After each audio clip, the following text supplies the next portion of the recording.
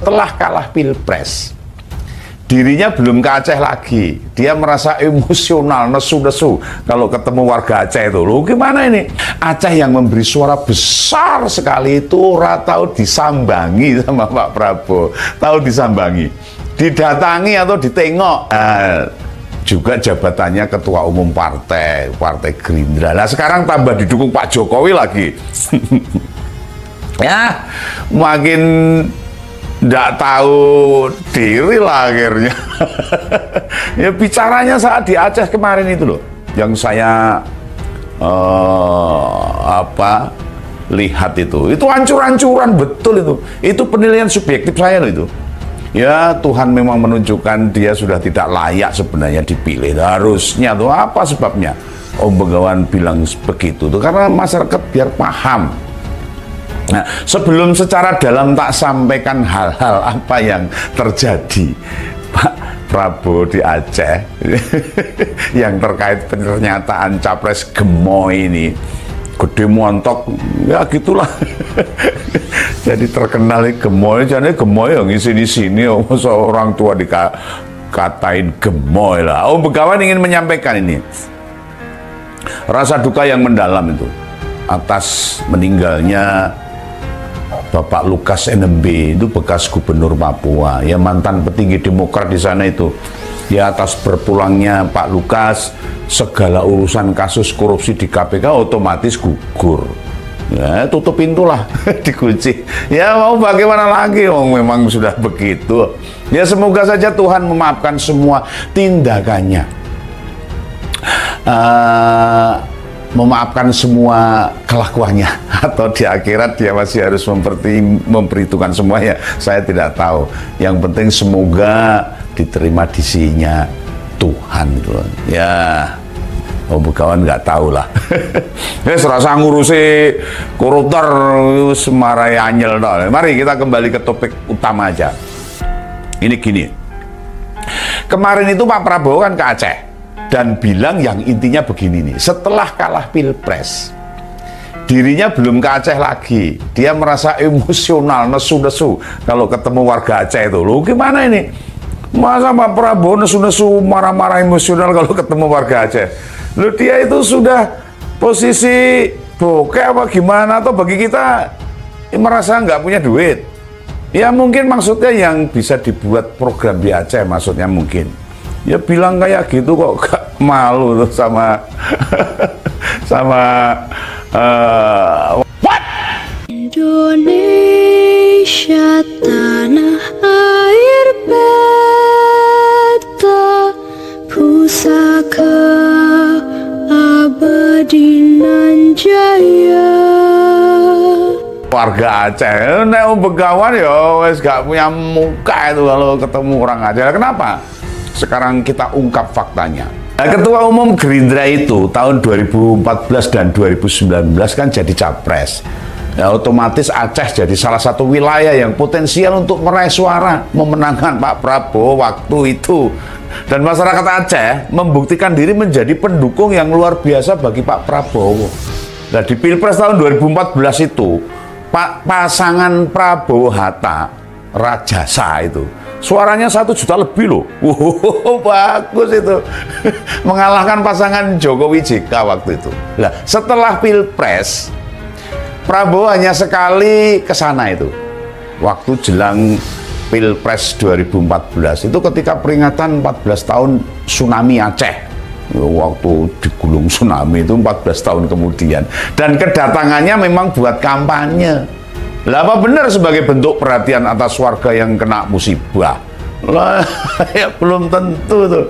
Bila peduli pada masyarakat sana, setidaknya tiap 2 atau 3 tahun hadirlah di sana sebagai ucapan terima kasih karena memang pendukungnya sudah banyak di sana. Termasuk tidak jelang Pilpres tok, mau Pilpres tok ke sana nek ora lali. Lalu bagaimana 5 tahun berikutnya? Atau pada Pilpres tahun 2019? Pasangan Prabowo Sandi mendapatkan dukungan hampir 60% suara loh di sana. Luar biasa itu.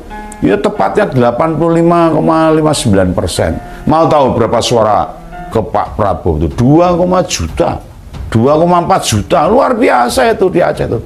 Pasangan Jokowi Ma'ruf Amin hanya dapat 14%, alias keok.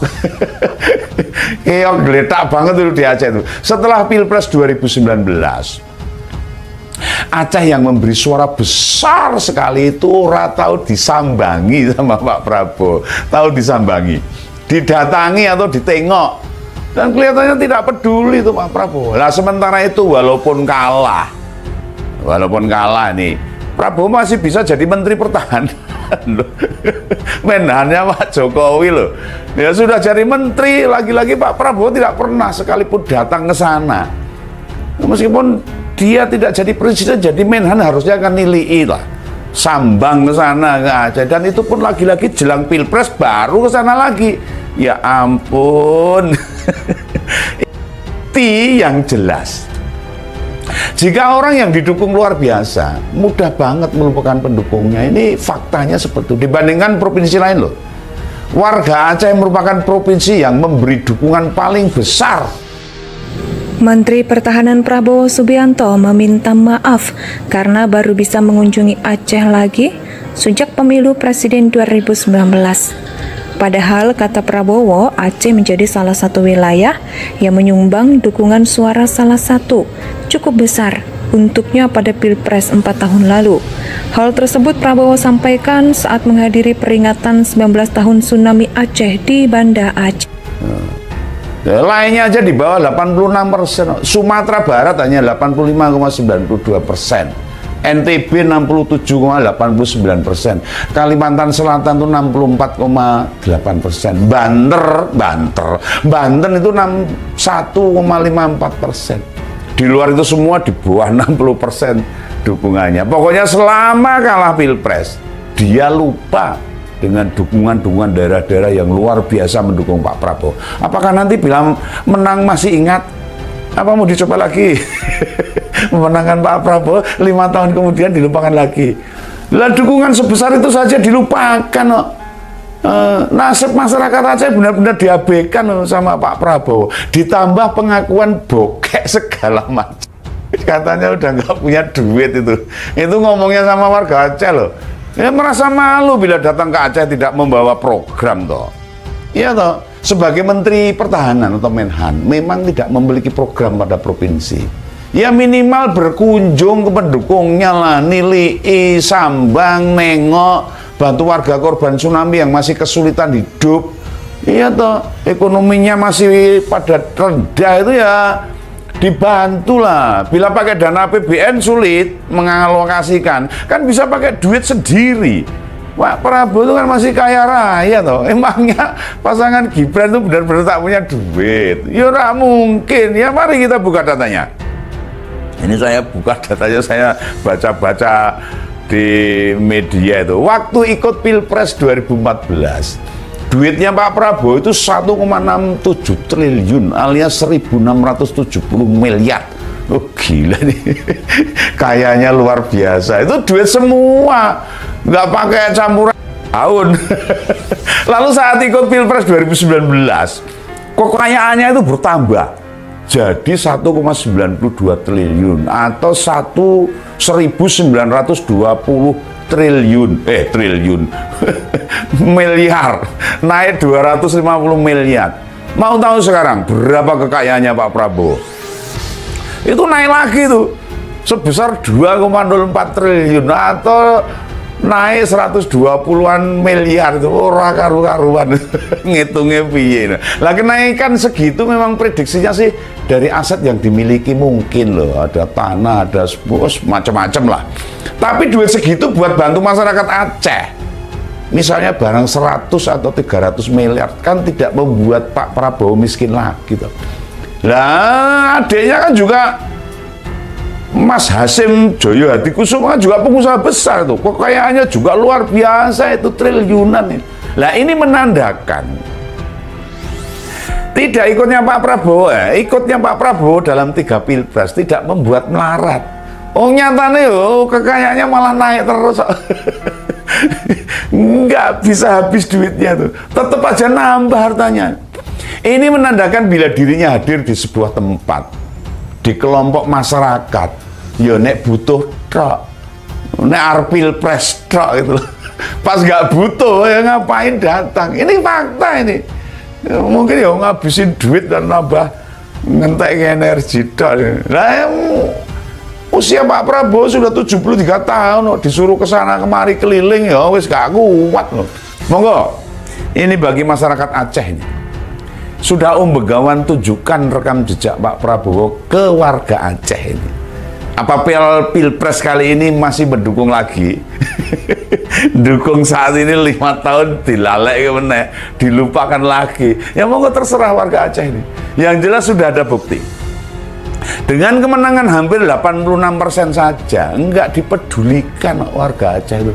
Malah rono emang emosi Pak Prabowo. Ini sekaligus bagi warga di tempat lain loh ini. Untuk belajar dan jeli dalam memilih pemimpin. Mana pemimpin yang hanya mau sok dekat, sok akrab saat pemilihan saja, atau komitmen dan integritasnya benar-benar diperhatikan. Loh, Pak Anies itu pernah jadi gubernur loh. Begitu pula Pak Ganjar. Lah silahkan saling cross check. Yang punya kenalan bahkan saudara baik di Jakarta maupun di Jawa Tengah. Apa mereka waktu jadi kepala daerah melupakan wilayah yang kalah? Ya enggak. Apakah daerah kalian itu kalah atau menang? Bisa dicek di Google itu. Lalu ingat-ingat, apakah mereka masih peduli membedakan pada warga yang memberi suara kecil? Ya faktanya, memang Pak Prabowo itu sudah lama membeda-bedakan perlakuan itu. Itu juga membuat dirinya kalah dalam 2 kali pilpres. Masyarakat itu sebenarnya sudah banyak belajar, sudah banyak memahami, mengerti, memilih pemimpin yang bekerja demi seluruh warga. Ya mungkinlah segitu dulu dari Begawan. Dan jangan lupa perjuangkan bagi kemenangan Pak Ganjar dan Pak Mahfud sebagai perjuangan kita bersama, perjuangan rakyat yang mau dikadalin oleh sama penguasa, lambang perlawanan yang tak mau tunduk pada hegemoni, simbol anti nepotisme yang diselubungi oleh dalih-dalih demokrasi. Indonesia sejak dulu kala tetap dipuja-puja bangsa.